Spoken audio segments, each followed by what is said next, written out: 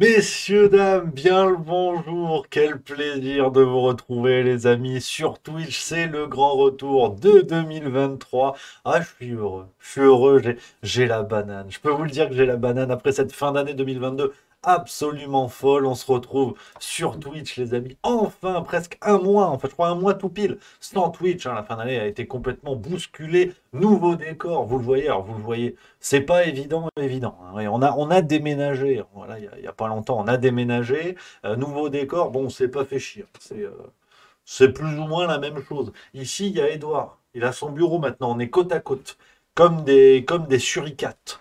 Alors là, il m'a dit, j'en peux plus de t'entendre, il se tire. Là, il est parti, il a pris la route. Mais voilà, on est dans un nouveau bureau, notre aquarium, le juste aquarium, les amis. Mais voilà, c'était l'heure de vous retrouver après tous ces bouleversements, fin d'année complètement folle, l'émission TV Liberté, notamment avec Eric Zemmour. Enfin, on va revenir sur tout ça. Mais quel plaisir de vous retrouver, vraiment, les copains, sur Twitch, avec vraiment. Allez, les résolutions sont bonnes, sont fermes. Comme on fait chier fut un temps, beaucoup plus de Twitch, on va se retrouver beaucoup plus souvent, le Juste Bistrot le midi, le soir également. Je pense que la matinale va disparaître et on va plutôt se retrouver le soir, c'est vers 17h30, 18h pour la fin de journée, voilà, à la sortie de boulot. On va se faire plaisir de se retrouver sur Twitch, les amis.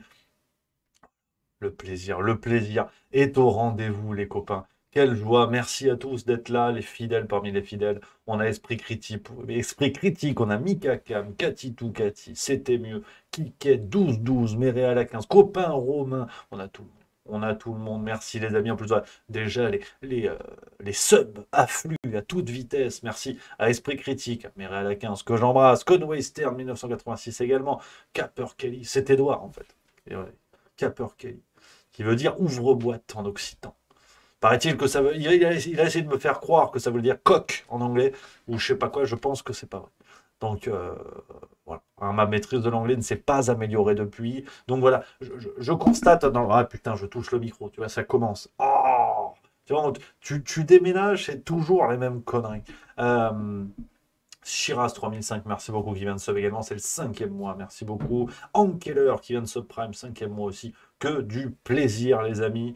Euh, Hugo Bloch 010 qui vient de sub 8e mois, merci à Le Souverain qui vient d'offrir voilà, qui vient d'offrir un abonnement, ça c'est magnifique, à Mam Kafan.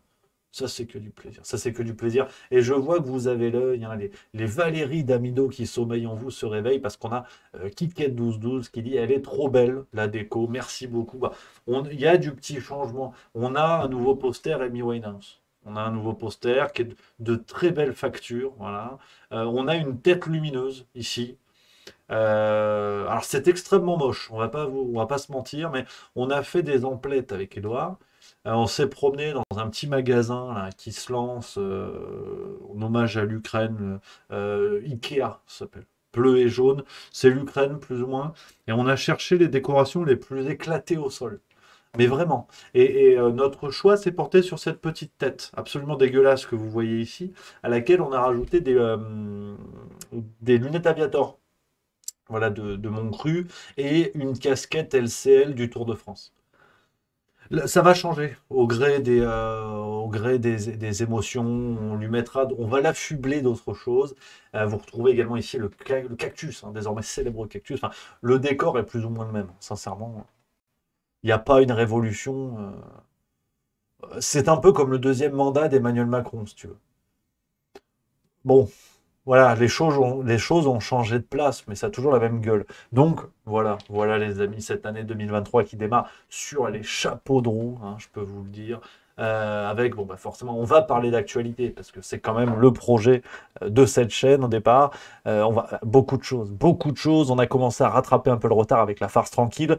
Ce soir, ce soir, nouvelle vidéo, nouvelle série de vidéos. À mon avis, ça sent bon. Je le sens bien, cette affaire. On risque d'avoir une série qui va nous suivre un petit bout de temps. Ça va s'appeler. Ça s'appelle, d'ailleurs, c'est fait, hein.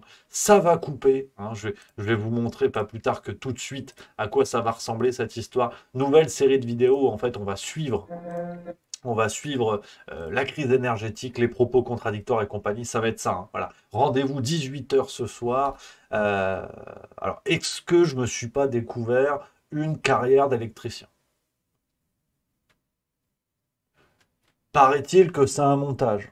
Je peux pas en dire plus. Merci à Le Souverain qui vient de sub, c'est le deuxième mois qui dit en route pour une année 2023, riche en LREM Comedy Club. Merci beaucoup, camarades. Salut à Gab Venturi qui vient d'arriver, fidèle parmi les fidèles. On reprend les bonnes habitudes, hein. On aurait presque oublié, tu vois. Donc on reprend les belles habitudes avec joie. Donc ce soir, ça va couper. Nouvelle série de vidéos. Si vous êtes sage, merci à Jen Franchi qui vient de sub 9e mois. Merci beaucoup, ma Jen.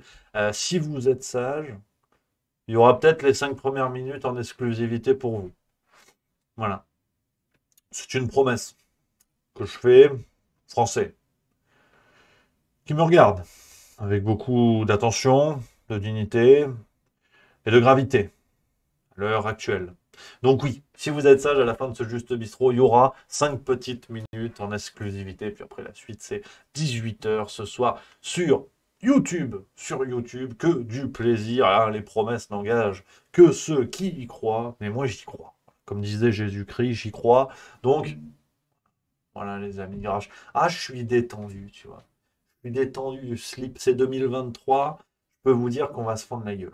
Je peux vous dire qu'on va se fendre la gueule. Beaucoup de choses vont arriver. Déjà, la période des vacances, normalement, je fais un juste bistrot de 8 heures. Hein, parce que, ah, ils n'ont pas déconné, les salauds. Il y a eu beaucoup de choses et puis c'est pas fini, à mon avis. Ah, vous l'aurez compris, ça va être musclé.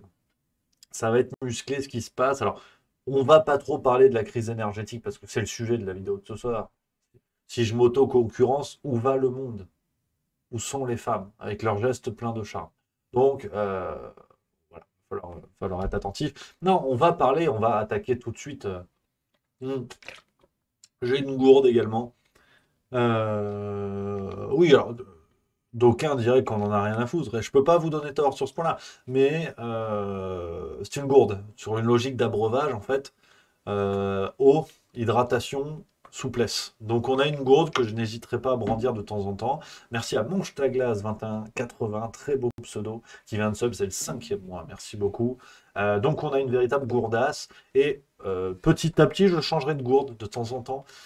C'est ma passion. Alors, vous connaissez la maison. Si vous revenez, c'est qu'au bout d'un moment, soit c'est du masochisme, soit c'est que vous aimez bien. Mais il y a beaucoup d'informations qui ne servent à rien dans le Juste Bistrot, qui est quand même bien nommé. Hein. Euh, c'est mon rêve quand je vais voir le Tour de France. Parce que vous le savez, je vais voir le Tour de France quasiment tous les ans. J'adore ça. Les vélos, les casques, les collants et tout ça, j'adore. Et mon rêve absolu quand je vais voir le Tour de France, c'est d'avoir une gourde. Tu sais, parce qu'ils jettent des gourdes comme ça. Et c'est mon rêve. C'est vrai, et je suis rentré bredouille un sacré paquet de fois. Elle est là, les dernières fois, j'ai pas eu. Donc si vous ramassez des gourdes Tour de France, que vous n'en avez rien à foutre, vous pouvez faire un heureux. Donc voilà, je changerai de gourde au gré des émissions. Donc on va passer sur des informations un petit peu plus importantes, un petit peu plus conséquentes, avec Brigitte Macron. Ah là, je vous attaque tout de suite. Tout de suite à la carotide. Brigitte Macron, alors. Celle-là, je suis tombé dessus hier, alors pas sur Brigitte Macron parce que je marche droit, mais j'ai dû me pincer pour y croire quand même. Parce que, alors, je vais vous relater ce qui se passe. Euh, Tout commence avec un livre de Roselyne Bachelot. Voilà, donc déjà, normalement, je peux m'arrêter là. Les gens sont hilars. Non, c'est pire que ça. Roselyne Bachelot a commis un livre qui s'appelle 682 jours. Je vais vous montrer la couverture. C'est publié chez Plomb, hein, sûrement en hommage à la lourdeur du personnage. Donc c'est ça, hein, voilà, c'est la Fnac. Hein, c'est ça, hein, Roselyne Bachelot, tu vois, qui t'a fait le livre. Euh, et bon, elle écrit de l'intérieur ce qu'elle a vécu en tant que ministre de la Culture. Alors c'est vrai que personne ne lui avait demandé, mais elle s'est dit, tiens, c'est peut-être le moment justement de donner des explications. Merci à Sabouleux qui vient de Subprime, c'est le 6e mois. Merci beaucoup, cher ami. Donc elle a commis ce livre. Bon, elle raconte de l'intérieur, en gros, tout ce qu'elle n'a pas pu faire en tant que ministre de la Culture. C'est devenu à la mode, en fait. c'est que bon, ce sont globalement des incapables qui viennent t'expliquer dans un bouquin ce qu'ils ont été empêchés de faire, ce qu'ils auraient voulu faire. Alors, on a des choses formidables de temps en temps avec Olivier Véran, rappelez-vous, avec son livre Par-delà les vagues, je crois, quelque chose comme ça, qui t'explique qu'il a frôlé le burn-out, je cite, hein, il a frôlé le burn-out, et qu'il s'en est sorti en allant regarder les arbres. Voilà. Le mec qui t'a, pendant 6 mois, qui nous a cassé les couilles, même plus, avec le charlatanisme et des choses comme ça, tu sais. Voilà. Lui, il regarde un ficus, il se dit, tiens, ça y est, j'ai gagné en longévité. Donc, c'est vrai que moi, j'ai trouvé que c'était tout à fait sérieux. Et bon, voilà, ils écrivent des livres à la con dont tout le monde se branle, qui sont à chaque fois des échecs de vente, mais assez terribles, assez redoutables. Et Roselyne Bachelot, elle a écrit un livre. Tout le monde s'en fout. Merci à Hugues Kerma qui vient de se prendre 7e mois. Merci beaucoup. Par contre, il y a une page qui a retenu l'attention de beaucoup de gens, et notamment l'attention d'un journaliste qui s'appelle William Galibert, journaliste chez RTL. Tu vois, la source est sérieuse. Ah, attention, parce que vous savez, en 2022, on a fini comme ça. Moi, jurisprudence, l'Express. Je fais attention à tout ce que je dis parce que sinon, tu prends un article sur la tronche, sur le museau, donc il faut faire attention. Et je vais vous lire l'extrait hein, qui est ici. Je vais vous le lire. Voilà, il y a le tweet du monsieur. Je vous le lis parce que asseyez-vous, asseyez-vous parce que je pense que certains vont déglutir à un moment donné. Le petit déj, tu cracotte, confiture, tu redécores ta table. Derrière, tu as une table désiguale. Je vous lis. Alors oui, alors, je vous mets le contexte, je suis con. Tu vois, j'ai perdu les bonnes habitudes. Hein. Ça s'oublie vite. Hein. Il est question de la reconstruction de Notre-Dame, la cathédrale de Paris, la barbecue géant. Il est question de la reconstruction. Roselyne Bachelot, qui est ministre de la Culture, donc à un moment donné, il faut qu'elle fasse quelque chose. Et là, c'est un peu lié. Tu vois. Et elle écrit dans son bouquin, je n'oublie pas la première réunion de la Commission nationale de l'architecture et du patrimoine où j'affirme dès le 9 juillet que la flèche de Notre-Dame doit être construite à l'identique pour respecter la Convention de Venise. Quand je rentre rue de Valois, le cabinet est en stress. L'Élysée rêve d'un geste architectural et m'accuse de n'en faire qu'à ma tête. Bon, ce ne sera pas la dernière fois. Je ne regrette pas cette insubordination quand, déjeunant quelques jours plus tard avec Brigitte Macron, elle me montrera un projet culminant avec une sorte de sexe érigé entouré à sa base de boules en or.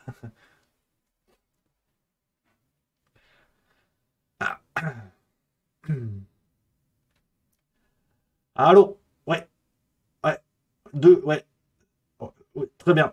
C'est l'Express, excusez-moi. Oui, excusez-moi, monsieur l'Express. C'est officiel ou pas? Ok, c'est pas fake news. Hein. Journaliste RTL, bon, d'accord. Voilà. Alors, de deux choses l'une, parce que c'est vrai que vous connaissez la guinguette. Hein, honnêteté intellectuelle. De deux choses l'une, soit Roselyne Bachelot projette ses propres fantasmes sur un projet architectural qui avait peut-être une ressemblance phallique, mais qui n'avait peut-être pas besoin d'émoustiller Tata Bachelot. Soit Brigitte Macron envisageait sérieusement d'implanter une tube sur le sommet de Notre-Dame. Je ne sais pas quelle est l'option que je préfère, je ne vais pas vous mentir non plus.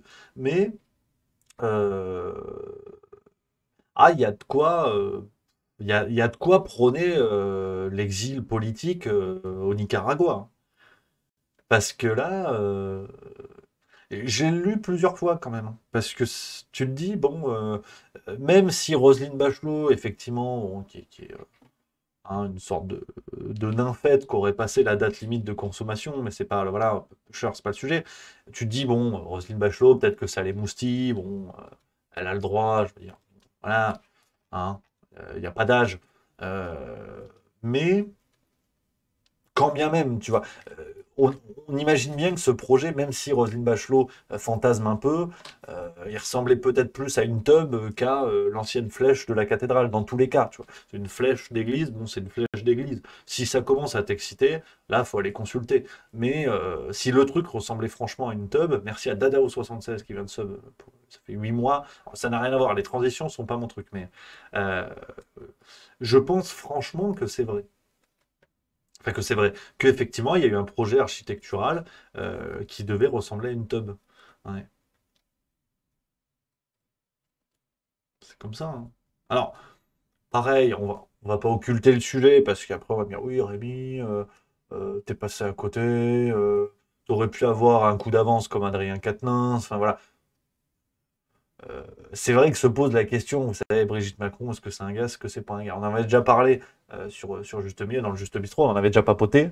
Vous savez que pour moi, bon, à la limite, le sujet, on s'en fout, même si il y a eu un aspect géopolitique avec ce fameux dossier qui avait été trouvé dans la perquisition de la villa de Donald Trump à Mar-a-Lago, un dossier qui s'appelait President of France, ou enfin, President of France. Excusez-moi, j'ai oublié mon accent américain.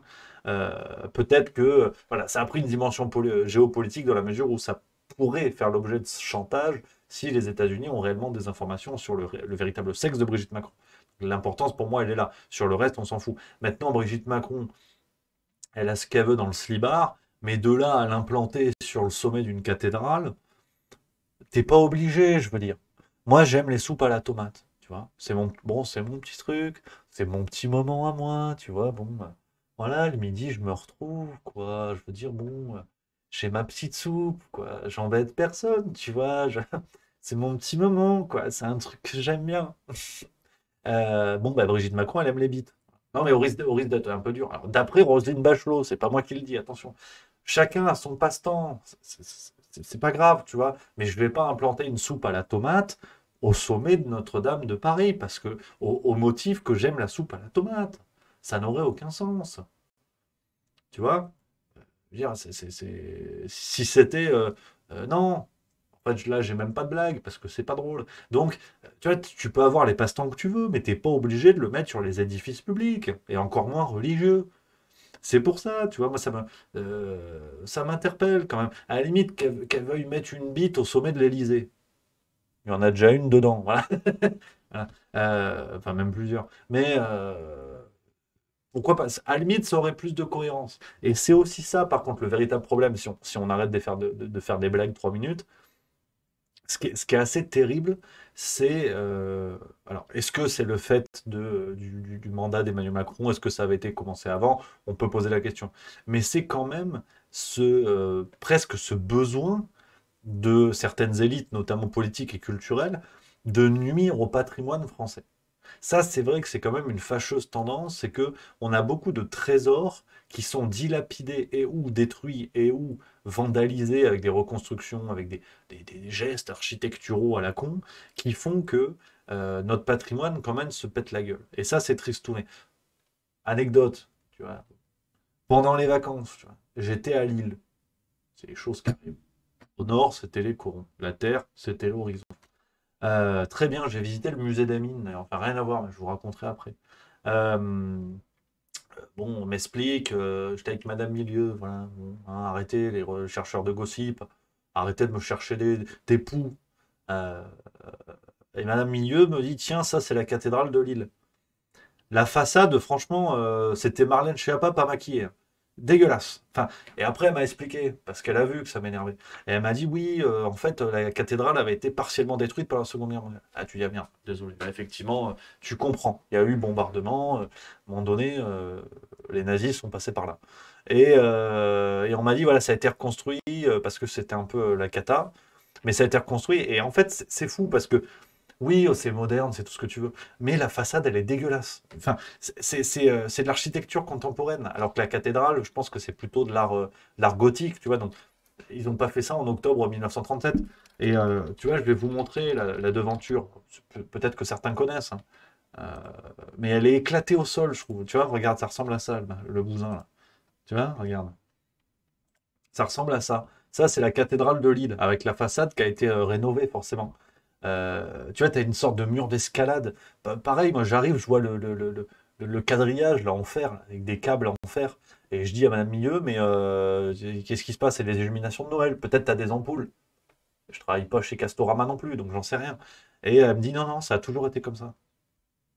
Là, j'ai paniqué, j'ai dit, je te quitte. Elle m'a dit, oui, mais ça n'a rien. C'est pas moi l'architecte.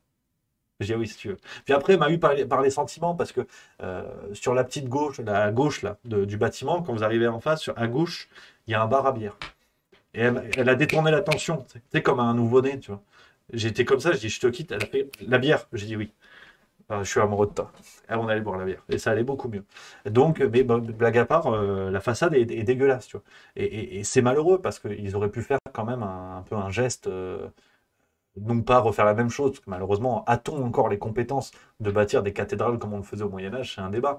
Mais, euh, mais tu vois, il y a un truc forcément contemporain, et c'est moche, quoi.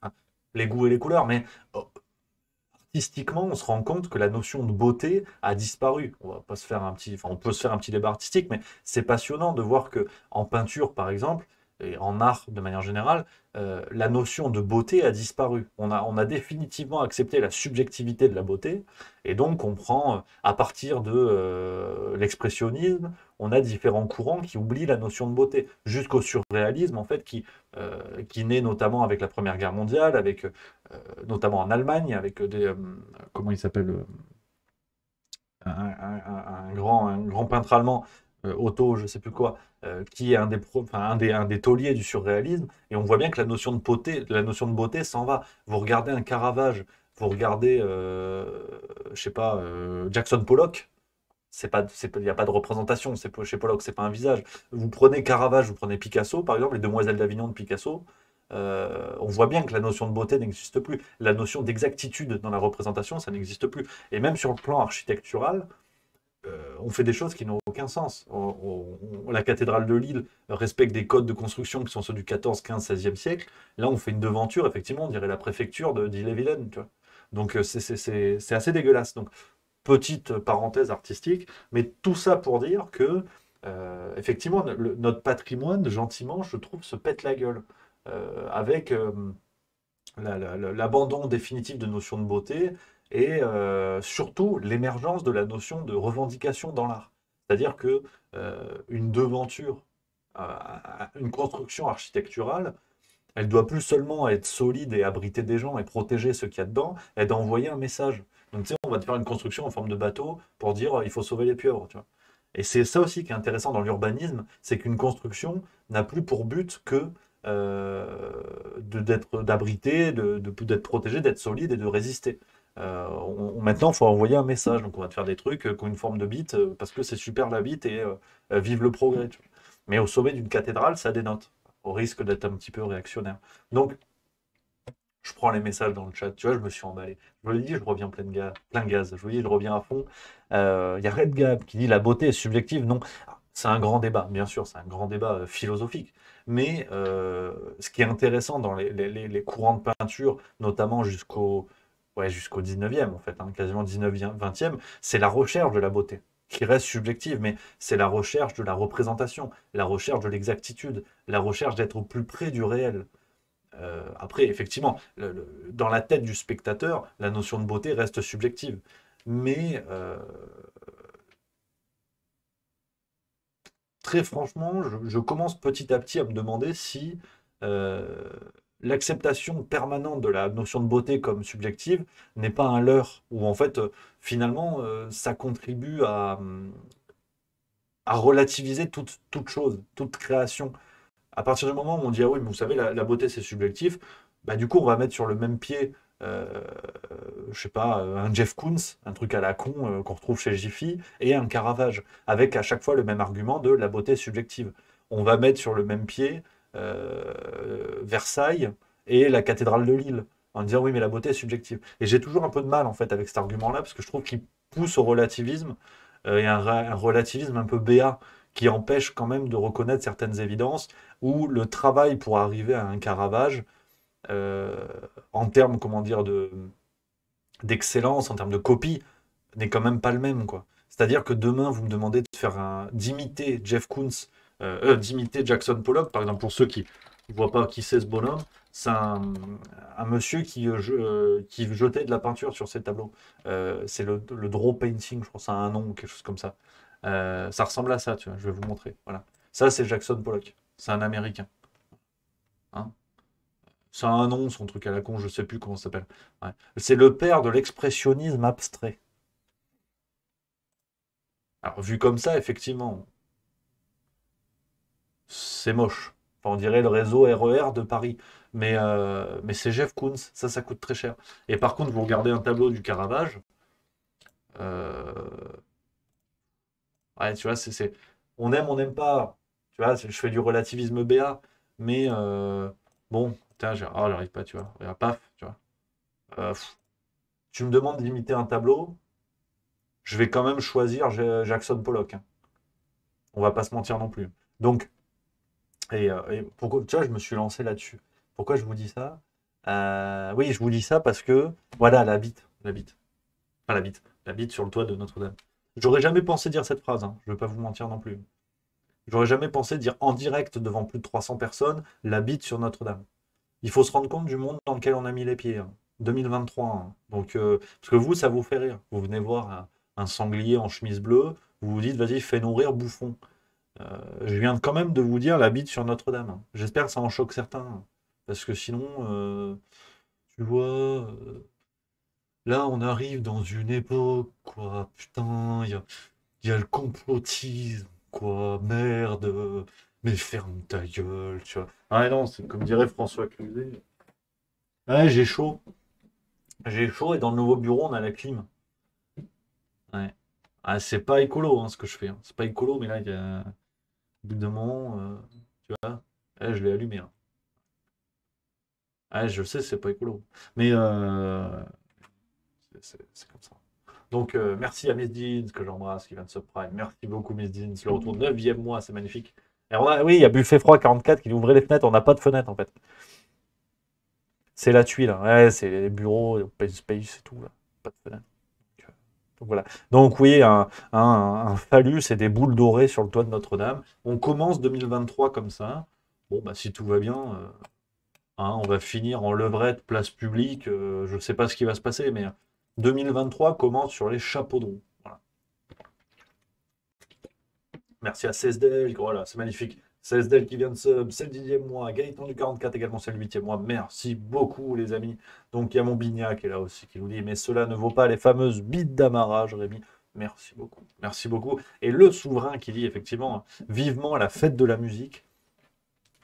Ah bah là, peut-être qu'ils vont réinviter Jean-Michel Jarre à l'Élysée, mais je sais pas qui fera la Jarre, parce qu'à ce rythme-là, effectivement, ça part en cacahuète, hein. Ça part en cacahuète. Qu'est-ce que tu veux que je te dise? Moi, j'y suis pour rien au départ. Donc, non, non, c'est vrai qu'il y a quand même. C'est un vieux débat et qui excite les grognons, et j'en fais partie, donc je confesse, tu vois. Mais la décrépitude de nos élites, c'est quand même une question qu'il faut se poser. La dégénérescence des élites. Est-ce que finalement ce fantasme de penser les gens qui appartiennent aux élites, qu'elles soient culturelles, financières, politiques et autres, cette idée de les penser naturellement supérieures, est-ce qu'on ne s'est pas planté, tu vois? Parce que pareil, il faut que je vous montre autre chose. Euh, euh, Ariel Dombal, tu vois. Ariel Dombal, qui est la femme de Bernard-Henri Lévy. Ce qui déjà, bon, pour moi, attire pas mal de respect quand même. Elle a fait une vidéo à Noël où elle chante Petit Papa Noël. Elle fait ce qu'elle veut. Je vous la montre. Alors attention, âme sensible, s'abstenir. Papa Noël, quand tu descendras du ciel avec tes jouets familles, n'oublie pas nos petits souliers, mais avant de partir. Bon, à ce niveau-là, tu sniffes du vernis à ongles, tu bois de l'eau de Javel. Je sais pas ce que c'est, hein. Je sais pas ce qu'il y a, mais à mon avis, là, il y a de la chimie, hein. Il y a de la chimie. Ah ouais, ouais, ouais. C'est chimie, chimie, ouais, hein. Là, chimie chourie même peut-être, je sais pas, mais ah tiens, je commence à parler de nourriture. Ah, j'ai couané pendant les vacances. Ah, c'est les fêtes, les fêtes. Tu finis par manger la nappe, c'est que franchement, t'avais de l'appétit, hein. Donc non, non, c'est terrible. Je sais pas ce que ça sniffe, mais elle rigole pas trop. Tiens, j'ai fait tomber une cuillère. Donc non, ça picote, hein. Ça picote, les amis. Donc voilà un petit peu. Alors, voilà comment 2023 commence. Donc on verra. En tout cas, quand même. euh, On a fini avec cette Coupe du Monde à la con. C'est vrai qu'on n'est pas beaucoup revenu dessus en décembre. On a eu le format Radio Qatar, les copains. Ça, c'était du plaisir. Le format Radio Qatar. Euh, on n'est pas revenu sur cette Coupe du Monde parce qu'on n'avait rien à foutre, mais quand même, cette séquence Emmanuel Macron, on en a parlé dans la farce tranquille avant les vacances, cette séquence Emmanuel Macron, putain, à tripoter Kylian Mbappé en Mondovision, qu'est-ce que ça veut dire? Hein, qu'est-ce qu'il y a? Il veut lui caresser le ballon d'or, enfin, ça suffit pas de le mettre au sommet de cathédrale. Donc, non, c'est cocasse. Alors, je prends les messages du chat parce qu'on. N'hésitez pas, les amis, d'ailleurs, si vous voulez qu'on papote de certains sujets, tout ça, on- on en discute, bien sûr. Vous soumettez, j'exécute, bien sûr. Il y a Nelsama08 que j'embrasse, que je salue, qui dit bon, et la Légion d'honneur cette année, alors, pareil, pareil, hein. Légion d'honneur, c'est terrible, hein, quand tu vois les illustres personnages qui en ont été affublés. Aujourd'hui, Castaner, Ferrand, Belloubet, Yannick Noah, Arthur. Bon, en même temps, c'est plus une découverte, hein. À chaque fois, on s'émeut du fait que ce soit n'importe quoi. Euh, bon, au moins, ça se valide à chaque fois, hein. Parce que c'est vrai que Fleur Giorda le dit, il y a une forme de déchéance, hein, d'une certaine manière. Une forme de déchéance, là aussi, quoi. Quand on parlait tout à l'heure d'abîmer le patrimoine de la France, ça passe aussi par là, hein. Les plus hautes distinctions, la plus haute distinction qui peut être distribuée en France, aujourd'hui, elle est distribuée à des guignols, pour certains qui ont été poursuivis en justice, voire condamnés, des gens qui n'habitent même pas en France, coucou Arthur, coucou Yannick Noah aussi d'ailleurs. C'est terrible. François Bayrou également. François Bayrou, je veux dire, le plus suzerain, tu meurs, quoi.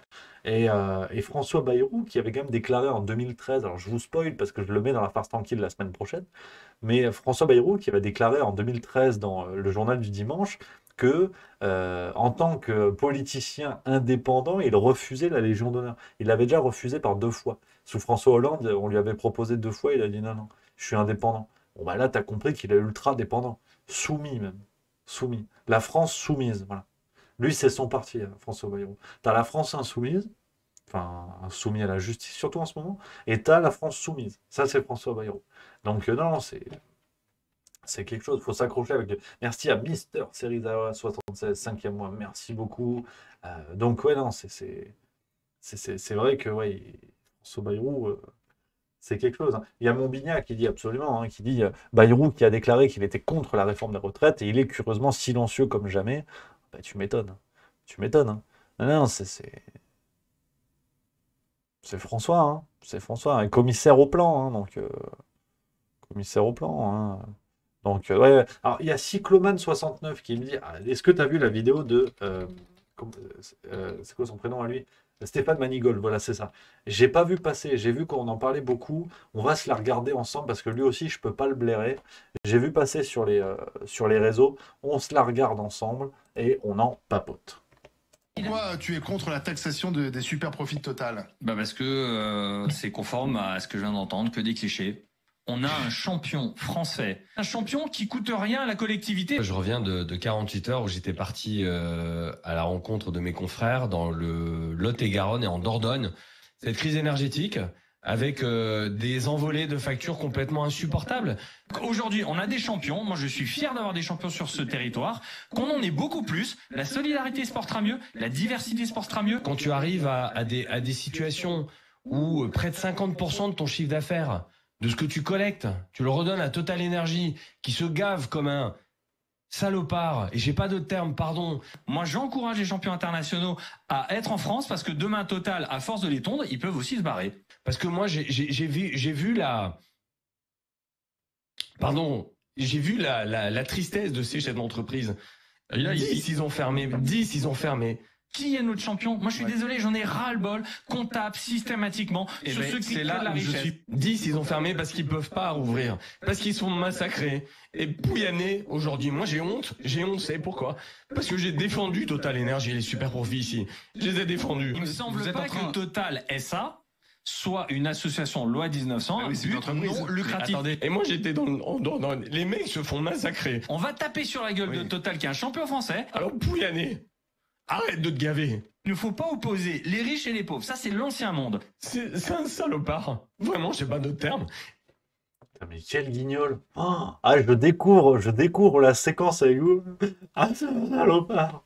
Ah, c'est un nouveau personnage, ça. Manigold. Ça va être ça, ouais. Ah, c'est un peu plus près des étoiles, hein. Ah ouais, ah, c'est un salopard. D'ailleurs, faudra me réinviter pour me dire que c'est un salopard. Non, mais quel con. Ah, enfin non, c'est un peu dur, pardon. C'est propos de bistrot. En même temps, c'est le juste bistrot. Et c'est vrai que Gaëtan du 44 le résume de manière plus polie que moi. Le niveau des mecs, effectivement. C'est sidérant, quoi. Mais quel guignol. Quel guignol. C'est le mec, effectivement, on dirait Elie Semoun qui fait l'adolescent. Et puis en termes de crédibilité, à la limite, ce monsieur, parce qu'il faut remonter un petit peu quand même. L'histoire Manigold enfin Stéphane Manigold s'est fait connaître au départ parce qu'il était, enfin, il portait la parole des restaurateurs. Alors on ne sait plus ce qu'il porte aujourd'hui à part ses larmes. Il portait au début du Covid la parole des restaurateurs où il était des restaurateurs qui n'étaient pas contents, qui voulaient rester ouverts en période de confinement et tout ça. Et il disait ouais, on n'est pas content, gouvernement, ouais, la révolution, pas content. Après le gouvernement a dit ah Stéphane, tu vas te faire cuire le cul. Après, il est venu, il a dit, ouais, passe sanitaire, c'est comme ça. C'est tip top. Fermeture, c'est génial. On a des aides, c'est comme ça, hein. Et donc, en fait, il s'est absolument chié dessus, hein, au risque d'être un petit peu vulgaire. Il s'est absolument chié dessus. Il a tourné Kazakh, comme on dit, en vraiment se mettant à plat ventre devant ce qui était exigé par le gouvernement. Mais il a gardé une place médiatique au chaud. Et du coup, si vous voulez, c'est une sorte de Jérôme Marty des arrières-cuisines, quoi. C'est-à-dire que bon, ce sont des types qui peuvent te dire à peu près n'importe quoi à 2 heures d'intervalle. Mais vraiment, hein, et à la limite, je dis pas ça avec méchanceté, je peux comprendre, hein, ça doit être chouette d'être à la télé tous les jours, sûrement de prendre un petit peu de pognon.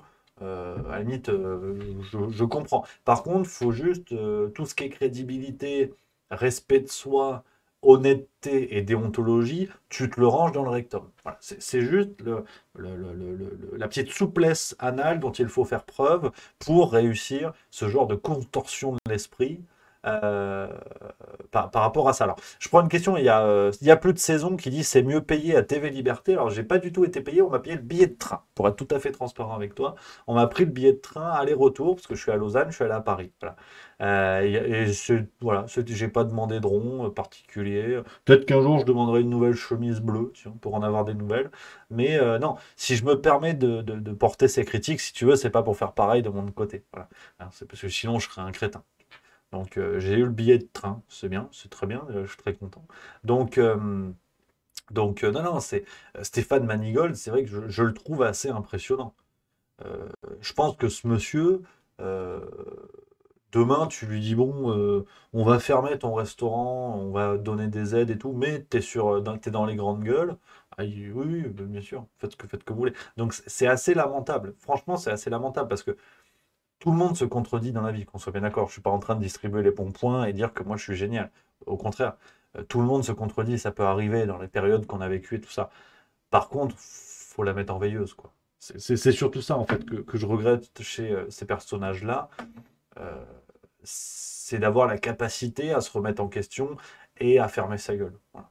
À se faire oublier, parce que vraiment, enfin, aujourd'hui, c'est lamentable. J'ai l'impression que son prof de théâtre, c'était Alexis Corbière. Si tu veux, en termes de fausses larmes, hein, on se le remet, tiens. Ça me fait marrer, moi. Bon, ouais, enfin, est-ce que c'est pas un peu tiré sur l'ambulance? Je sais pas. Euh, mais voilà, non, c'est sidérant, c'est sidérant. Donc non, Stéphane Manigold, je, je l'embrasse, je le salue, merci à lui. Peut-être il faudrait un petit épisode sur lui aussi pour remonter tout ça. Il va y avoir le retour de Cassolette et Macroni aussi. Alors faut voir si je le mets dedans. Est-ce qu'il a appelé à soutenir Emmanuel Macron? Je ne sais pas. Faut voir si je le mets dedans. Mais ouais, non, c'est que du plaisir. Sans transition aucune, parce que je vois ça dans mon fil Twitter. Du côté des suzerains à langue longue, c'est Jean-Pierre Raffarin en ce moment qui nous bat tous les records, hein. Jean-Pierre Raffarin, je vous le rappelle, il y a quelques semaines, lui qui avait dit qu'il ne voyait pas le problème dans le fait de permettre à Emmanuel Macron de faire plus de 2 mandats, hein. Donc, après tout, tu sais, d'une certaine manière, la dictature c'est une démocratie avec un peu plus de muscles. Vu sous cet angle, et il a raison, Jean-Pierre, tu vois. Il a raison. Et là, il était sur LCI aujourd'hui. Ah ben là, Jean-Pierre, il en a plus rien à foutre, hein. Je vous mets la petite séquence. Il y a la question de la gouvernance quand même, Jean-Pierre Raffarin. Vous dites faut un cap et il faut des idées fortes que vous nous avez rappelées à 2 reprises. Emmanuel Macron, hier, il l'a aussi, et on l'a noté ce matin dans les matins LCI avec Stéphane Etcheverry, était dans l'indignation face aux numéros verts. Il dit, moi j'en ai ras-le-bol des numéros verts dans tous les sens. Il se trouve que ce sont des numéros verts qui sont mis en place par le gouvernement, par les services de l'État. Est-ce qu'il a raison de mener ce combat? Parce qu'en fait, on est dans une mauvaise pente. Ou est-ce qu'il y a là une petite facilité de communication? Communication, c'est un art que vous connaissez bien. Moi, je suis très hostile au Macron bashing. Je vois bien qu'aujourd'hui, tout est prétexte pour attaquer Emmanuel Macron. Est-ce qu'il y a sur la scène politique française quelqu'un de meilleur que Macron? Ça se saurait. C'est à LFI, c'est aux Républicains, c'est à l'extrême droite qu'on va trouver le remplaçant. Quand vous regardez les qualités d'Emmanuel Macron, c'est aujourd'hui, dans l'offre politique française, le meilleur. Donc la question aujourd'hui, c'est pas de casser le meilleur pour pouvoir être devant le néant et conduire à Le Pen, c'est d'aider le meilleur à réussir, c'est de faire en sorte qu'on puisse réformer ce pays, qu'on voit les choses assez justes. Mais il est clair que si aujourd'hui on avait comme objectif le départ de Macron, la démission de Macron, la critique permanente de Macron, on affaiblit la France. Oui. Non mais dans le fond, il a raison. Merci à Scorpion00013 qui vient de sub, c'est le 8e mois. Et merci beaucoup également à... Attends, j'ai vu passer, bouge pas. À Seb361209 aussi. Attends. Et Alexandrine59, bien sûr, que j'embrasse, le 7e mois. Merci beaucoup. Franchement, il a raison, Jean-Pierre. Après tout, pourquoi Emmanuel Macron, pourquoi il n'y aurait pas une loi mise en place pour désormais l'appeler Dieu? Est-ce que Dieu s'y oppose? Est-ce que vous avez eu un message de Dieu qui a dit non? Alors pourquoi Emmanuel Macron ne serait pas Dieu? Est-ce que vous avez des preuves du contraire? Vous n'en avez pas. Donc, Jean-Pierre, il a raison. Est-ce que on n'aurait pas l'obligation légale de se faire tatouer le visage d'Emmanuel Macron sur la fesse droite? Les gens ne veulent pas le faire? Pour avoir Marine Le Pen? Le fascisme? Les chemises brunes? Les crampes la nuit? Alors je déclare cette obligation. Le visage de Macron sur le cul pour tous dès 4 ans. Et ceux qui s'y opposent, fascisme. Refus de la fesse. Vous êtes antifasciste peut-être. Donc non, il a raison. Jean-Pierre, d'une certaine manière, il a raison. Alors c'est du sophisme pour les nuls. Hein, c'est vraiment de la crétinerie avec une cravate. Mais je veux dire, Jean-Pierre, il a raison. Quand t'as plus de morale, quand t'as plus d'éthique, tu soutiens n'importe quoi. On blague 3 minutes, mais rendez-vous compte qu'on est à un niveau de culte de la personnalité qui faussement, parce que si on regarde ça sérieusement, c'est extrêmement flippant, mais ça ne choque plus grand monde. Merci à Fleur d'Agy qui vient de se prendre, 10e mois, merci beaucoup. Le fascisme, comment dire, la grande particularité du fascisme, c'est ce culte de la personnalité. Ça vient de Fesso en italien, et ça avait été théorisé notamment par un mec au 19e, je crois, qui s'appelait Gabriele D'Annunzio, qui expliquait un peu les piliers du fascisme, et c'est la différence avec le nazisme. C'est pour ça que ça peut être, c'est un grand débat, mais ça peut être une sorte de contradiction historique de dire que le nazisme était un fascisme. Le nazisme était le culte de l'homme nouveau, de l'Untermensch allemand. Il y avait ce culte de l'homme nouveau. Le nazisme aurait pu continuer après Adolf Hitler. C'était une doctrine, c'était une idéologie qui visait à la pureté de l'homme allemand, du surhomme allemand, qu'on retrouve en philosophie chez Nietzsche, par exemple. C'est ce qui fait la différence. Il y avait la figure d'Hitler qui était mise en avant, bien sûr, la figure du Führer, mais qui aurait pu être un autre. Et qui, si le nazisme avait gagné, aurait été un autre. Alors qu'on retrouve avec le Dulce italien Mussolini, on retrouve un culte de la personnalité qui est vraiment un des piliers du fascisme. C'est l'homme, c'est le président, enfin c'est le président, c'est le Dulce, c'est celui qui dirige le culte de la personnalité, c'est l'homme qui mène la nation. Mais dans le fascisme italien, on ne retrouve pas de doctrine d'une volonté de répandre l'empire italien sur l'Europe, ce qu'on retrouve pour le coup avec l'Allemagne. Au contraire, on oublie beaucoup, par exemple, que l'Italie, à la fin de la Seconde Guerre mondiale, se bat aux côtés des Alliés. On oublie beaucoup que que les Italiens étaient parmi les premiers au départ à vouloir protéger les populations juives d'Italie, qu'il y avait des choses qu'on ne retrouvait pas même en France et compagnie. C'est l'Übermensch, effectivement. Je fais une connerie en allemand. Je suis pas une brute en allemand. Une fois, j'ai mangé les knacks, donc voilà. Donc c'est là où on voit la différence, ce culte de la personnalité. Et aujourd'hui, quand tous ces guignols de plateau et même de plus en plus d'hommes politiques brandissent la menace du fascisme d'extrême droite pour, euh, pour décrédibiliser ces partis-là, enfin, il faut être sérieux 30 secondes. Quel parti a récemment changé de président? Est-ce le Rassemblement national ou est-ce la République en marche? Enfin, a changé de tête, on va dire. Parce que le président en fait, de la République en marche n'est pas Emmanuel Macron. Mais la République en marche sans Emmanuel Macron, c'est un ramassis de technocrates qui, normalement, devraient bosser dans des cabinets de conseil à la con. Je veux dire, normalement, c'est ça, la République en marche. Ce sont des jeunes sortis d'école qui n'ont aucune expérience de la vie et qui donnent des conseils à des PME en mal d'argent à dépenser. Mais c'est ça, la République en marche. Sans Emmanuel Macron, il n'y a pas de corps, il n'y a pas de tête. Ça n'existe pas. En marche, avant 2017, En marche sont les initiales d'Emmanuel Macron. Le Rassemblement national, ça n'est pas les initiales de Marine Le Pen. Donc, quel est le parti le plus fasciste au sens du culte de la personnalité, au sens de l'homme providentiel qui vient sauver la politique? En toute objectivité, si on prend sérieusement ce que nous dit l'histoire par rapport à la définition du fascisme, c'est En Marche. Emmanuel Macron est une figure fasciste dans sa conception du pouvoir. Est-ce Marine Le Pen ou Emmanuel Macron qui s'est comparé à un dieu en interview? Et je dis ça au risque que ça semble provocateur, mais il suffit de lire des livres d'histoire, le travail par exemple de Johann Chapoutot sur le nazisme, des livres sur la question du fascisme. C'est assez élémentaire. On comprend bien que Emmanuel Macron a une conception fasciste du pouvoir. Alors que pour tromper l'opinion publique, on brandit cela pour décrédibiliser les partis d'extrême droite, avec des confusions historiques qui ne tiennent pas 30 secondes. Si on regarde l'histoire sérieusement, ça ne tient pas. Ça ne tient pas 30 secondes. Et pourtant, on fait peur aux gens, et c'est tellement matraqué, c'est tellement hystérisé comme débat, que ça fait peur aux gens, et c'est fonctionnel. Mais soyons sérieux.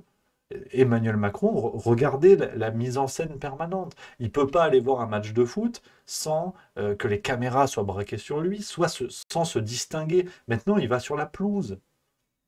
Il donne son avis sur le fait qu'il faille garder Didier Deschamps ou pas à la tête de l'équipe de France. C'est-à-dire, qu'est-ce qu'on en a à branler? À la limite qu'un président de la République soit là à une finale de Coupe du Monde, je ne discute pas. Mais qu'est-ce qu'on en a à branler de son avis sur Deschamps qui reste ou pas à la tête de l'équipe de France? Il a appelé directement Kylian Mbappé pour qu'il reste au PSG. Il visite un sous-marin, il met la tenue, il va voir les pompiers, il met un casque. J'espère qu'il ne va pas visiter un sex shop dans la semaine parce que ça va être redoutable. Donc, Emmanuel Macron a un comportement fasciste du pouvoir. Aujourd'hui, on a des gens comme Jean-Pierre Raffarin qui débarquent. Je viens de vous montrer la séquence, c'est sur LCI. On a des gens qui débarquent et qui disent mais il faudrait absolument qu'il puisse faire 2 mandats. C'est le meilleur. En fait, pourquoi il y a une opposition? Après tout, si Emmanuel Macron est le meilleur, pourquoi il y aurait une opposition? Enfin, c'est sidérant. C'est assez grave. Vraiment, c'est assez grave. Donc, à partir de là, ce chantage au fascisme ne tient pas une seule seconde. Ça me rend fou parce que on ne voit pas. Enfin, comment dire? C'est comme si vous voulez. Enfin, de toute façon, en fait, on va prendre un exemple à la con. C'est tout simplement la bonne phrase, hein. Quand le sage montre le ciel, l'idiot regarde le doigt. Et c'est ce qui se passe. On est tous en train de regarder le doigt en disant Marine Le Pen, vous vous rendez compte, son père, il était borgne, il était fasciste, hein. Oh là là, il était raciste. Un jour, il a dit PD. Ouais, c'est vraiment un vilain. C'est ridicule. C'est ridicule. Que Marine Le Pen soit d'un parti d'extrême droite qui, effectivement, est un parti qui a été fondé par des mecs qui avaient des accointances terribles avec Pétain, avec ce que vous voulez. Bien sûr, je ne dis pas le contraire. Quoique Mitterrand avait reçu la francisque, mais c'est un autre débat. Euh, mais quand là, encore aujourd'hui, on brandit la menace fasciste en pointant du doigt Marine Le Pen, mais Marine Le Pen n'a fait même pas peur à son chat. De quoi on parle? Marine Le Pen, c'est une sorte de Nadine Morano qui aurait pris un peu trop de stéroïdes. Enfin, c'est absurde. Elle fait pas peur, Marine Le Pen. Marine Le Pen serait fasciste. Et vous rigolez, regardez Giorgia Meloni. Regardez le sketch qu'on nous a fait quand Marine Le Pen quand Giorgia Meloni est arrivée au pouvoir en Italie. On nous a dit c'est bon. En fait, Mussolini à côté, c'est un stagiaire. Et Meloni, elle est mimi comme tout, mais elle s'est couchée sur tout ce qu'on lui a dit. C'est une dame qui est pro-OTAN, qui est pour l'envoi d'armes à l'Ukraine, qui n'est jamais allée à l'encontre pour l'instant de ce que lui demande l'Union européenne. Mais c'est une soumise comme les autres. Donc, soyons sérieux. Merci à Copain Romain qui vient de subprime, 9e mois, merci beaucoup. Donc, c'est assez terrible, c'est assez terrible. Et on ne voit pas, on ne voit plus le fascisme qui se produit sous nos yeux, que ce soit Emmanuel Macron ou au sein même de l'Union européenne. L'Union européenne qui ne poursuit pas les buts annoncés. On nous a dit la paix, la fraternité, le respect des souverainetés nationales. Mais bubule, on a eu bubule. Aujourd'hui, l'Union européenne est synonyme de soumission des peuples, de comportement belliqueux. Quand est-ce que l'Union européenne a appelé à l'arrêt des conflits entre la Russie et l'Ukraine? À un cessez-le-feu? Jamais. Voilà de quoi aujourd'hui l'Union européenne est le nom. Et on continue de nous dire, non mais regardez, il y a l'Eurovision en fait. Ah bon, bah ça va, il y a Conchita Wurst, donc ça va. Donc, c'est pas sérieux, tu vois. Ah non, je m'énerve. Je vous l'ai dit, je reviens en forme. Je reviens en pleine forme. Ça, c'est important. Donc voilà. Donc voilà les amis, je prends le chat, bien sûr, on papote. Hein. Nat0System qui dit, les jeunes ne pensent pas comme ça. Miss Deans qui dit, mais Rémi, ils ont quoi à proposer à part des barrages à Marine Le Pen, à Jean-Luc Mélenchon, effectivement.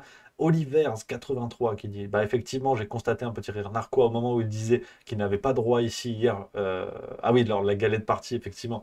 Ah oui, ça, on va se le regarder parce que je suis pas je suis pas physionomiste et analyse des, euh, des gestes et compagnie, mais ça en dit quand même très très long. Je vais vous trouver la séquence. C'est où? C'est celle-là. Tradition annuelle et nous y sommes attachés.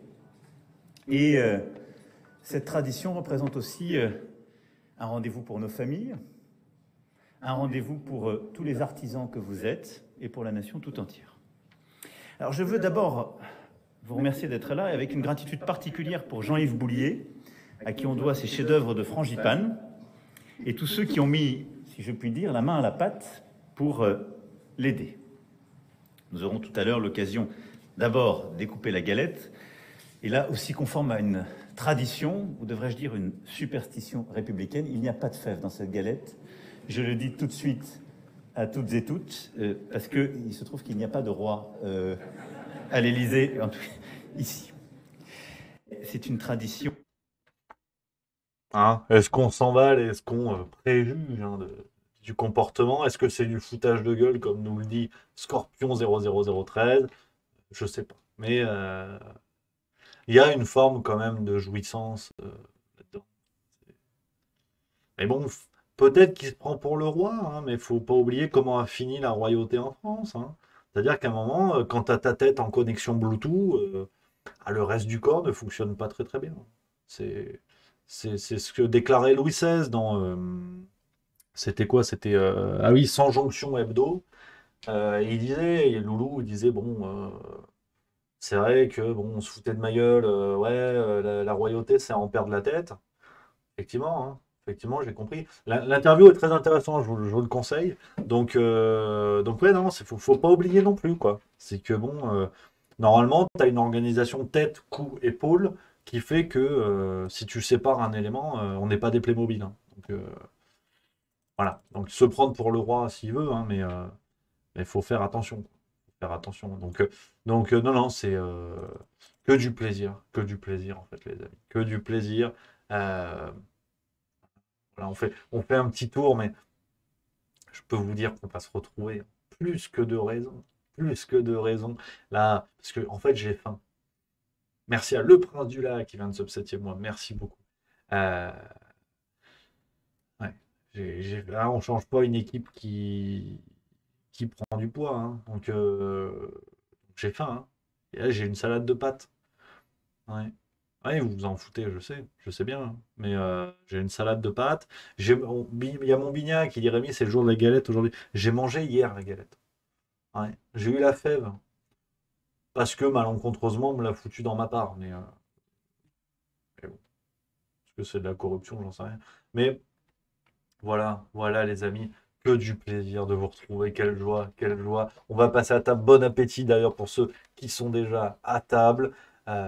Que du plaisir les amis de vous retrouver pour cette fin de semaine. Alors je vous l'ai dit, le rendez-vous est pris pour ce soir, 18h, nouvelle vidéo, ça va couper. Je vais vous montrer les 5 premières minutes, je vous l'avais promis. On va se mater ça, 5 minutes, hein, pas plus, parce qu'après il faut pas déconner. Rendez-vous ce soir pour la suite. Et ce week-end, on est sage.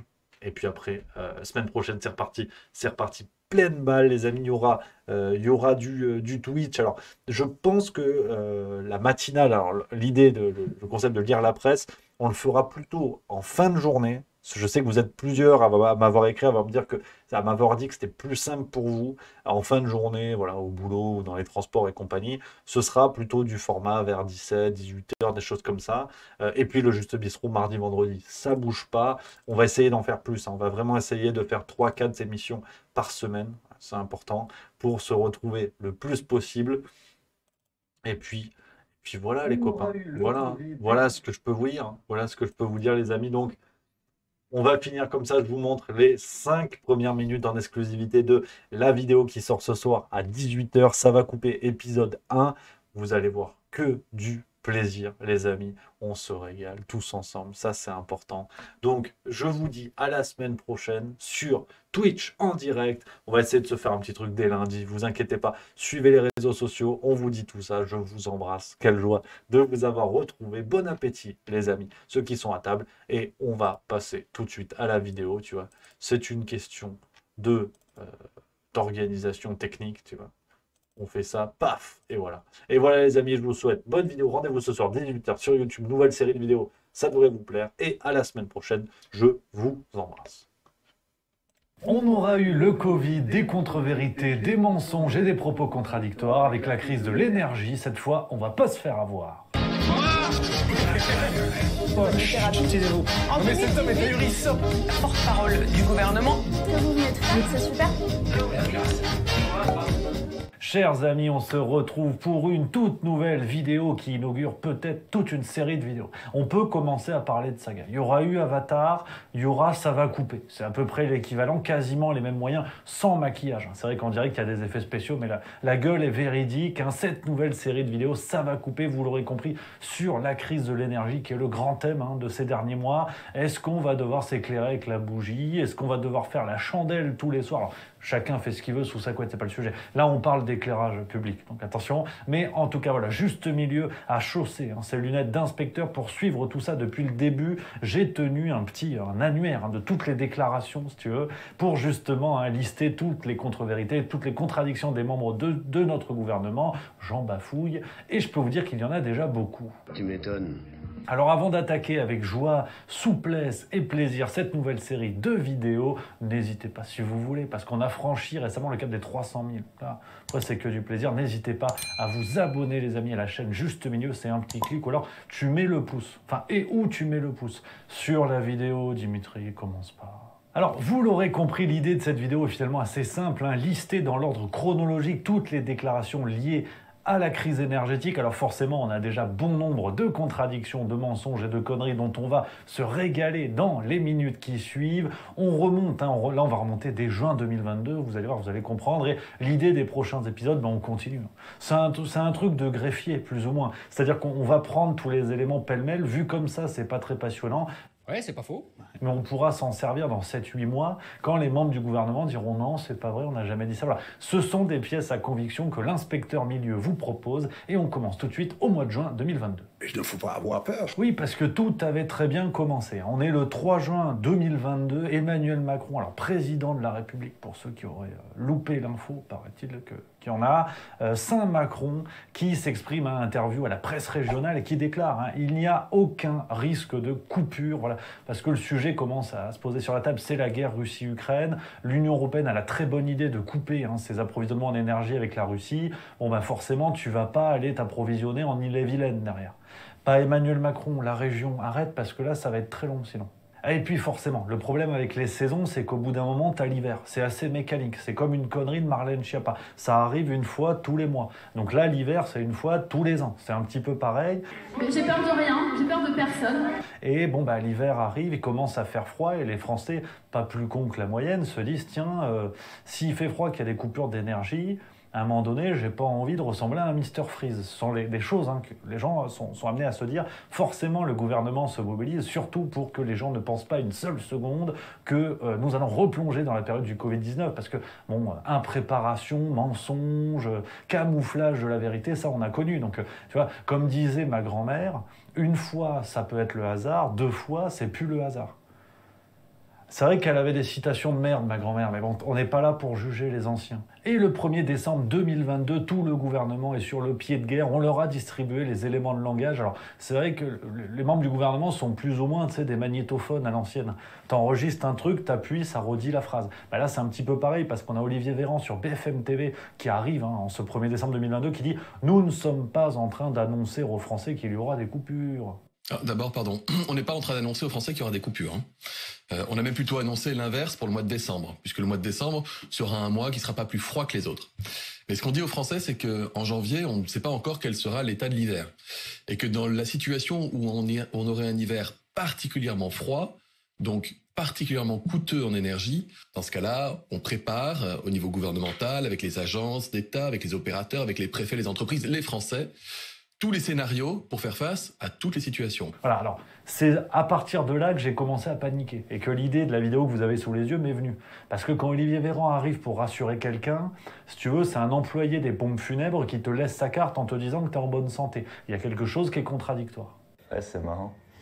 Le même jour, on a Elisabeth Borne, le train à vapeur de notre gouvernement, toujours sur BFM TV, elle qui déclare « On fait tout pour éviter les coupures ». C'est peut-être ça le problème d'ailleurs. Ce que je dis d'abord, c'est qu'on fait tout pour éviter des coupures, qu'on s'y prépare depuis des mois, notamment, vous savez, en remplissant nos stocks de gaz, en diversifiant nos approvisionnements. Le lendemain, le 2 décembre, on a Stanislas Guérini, un haut dignitaire de La République En Marche, Renaissance, à 4 pattes, enfin je sais plus quel est le nom aujourd'hui, mais c'est voilà, Stanislas Guérini qui est sur France Info et qui déclare « Un blackout n'arrivera pas ». Donc l'élément de langage est clair, il faut rassurer alors qu'on n'en sait rien.